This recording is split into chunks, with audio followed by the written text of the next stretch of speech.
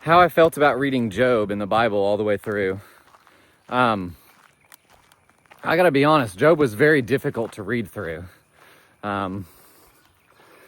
It was a lot of horrible things happening to him, and then his friends like criticizing him really bad the whole time, and basically saying like, you were being disrespectful for complaining to God, and you should feel really bad about it. And you were sinning, obviously, or else bad things wouldn't happen to you. And then there was like a lot of empathizing on my end from that perspective, because I've been getting tortured by a demonic being that presents itself as a Hindu being, Hanuman or Maharaji, for like most of my life, but it's been really bad since I was 19 and just gotten worse, being tortured and bedbound for like over a decade. And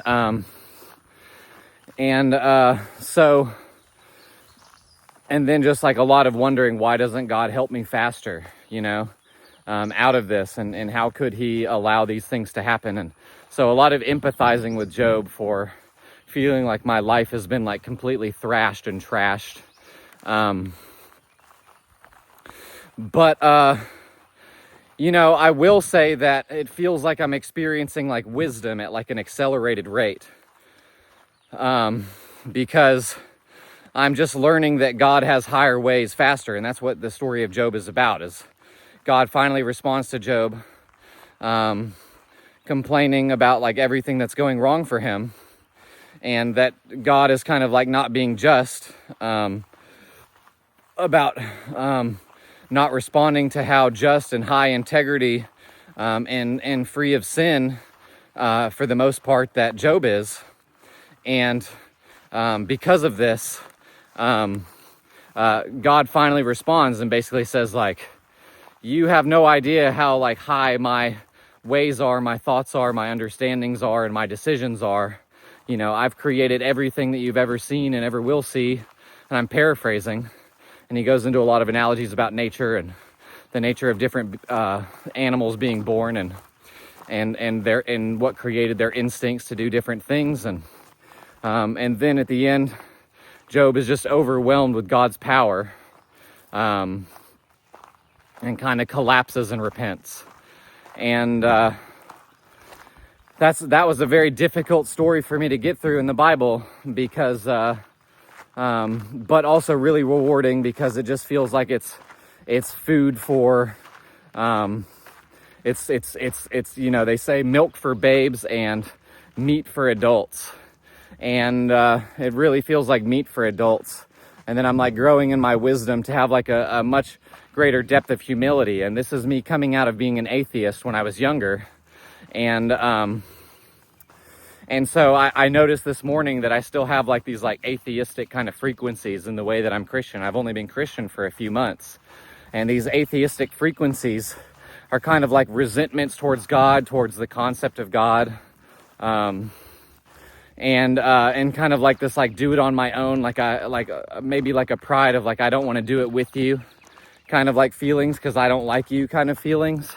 And so I feel grateful that those are getting pointed out to me, because I'm doing everything I can to live the best life I can. And I'm learning like that the best life I can live, the best existence I can have, is an existence with God and in alignment with God's will and his great plan for both me and for everyone. So I'm grateful in that regard. And I feel grateful that Job repented, and it kind of motivated me to do the same. And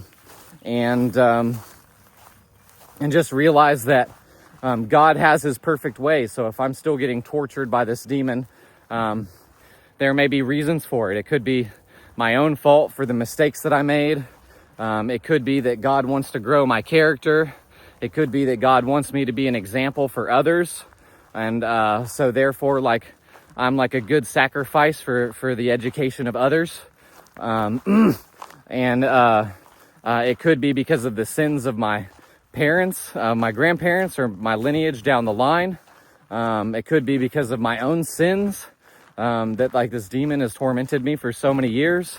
It's hard to know, but I will say when you start to consider like as many options as you consider for why God has perhaps allowed bad things to happen in one's life, like for me, it's really started to encourage a sense of humility. And because it's like, well, if I don't know that then I can't really be upset for why he did it. And I have to just trust that the most genius mind of the universe, which is the mind of the Almighty Father, is so much smarter than mine and has such a more developed sense of morality than I do.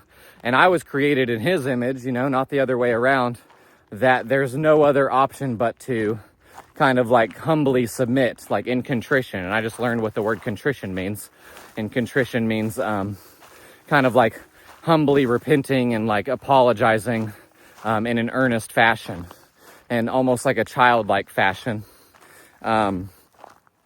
As a child earnestly would come to their parents and ask for forgiveness, and trying to be good and trying to be good again.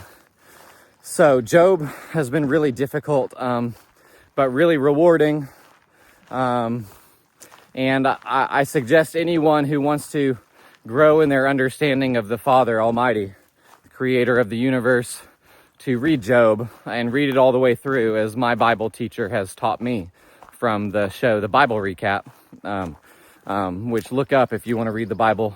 There's this program called The Bible Recap where you read it 20 minutes a day for a year and you get through the whole thing. And it'll really grow you in your spiritual development.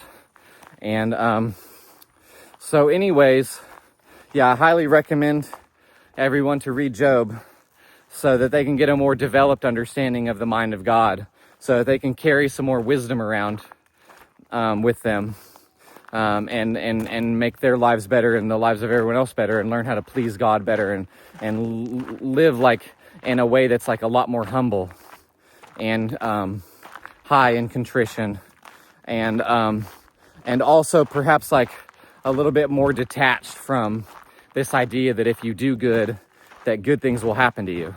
Because I think doing good is your highest chance of good things happening to you. But when things that aren't good happen to you, you don't want to be attached to this idea like Job was, that good things should happen to you just because you're doing good things, because that can be sometimes not how God works.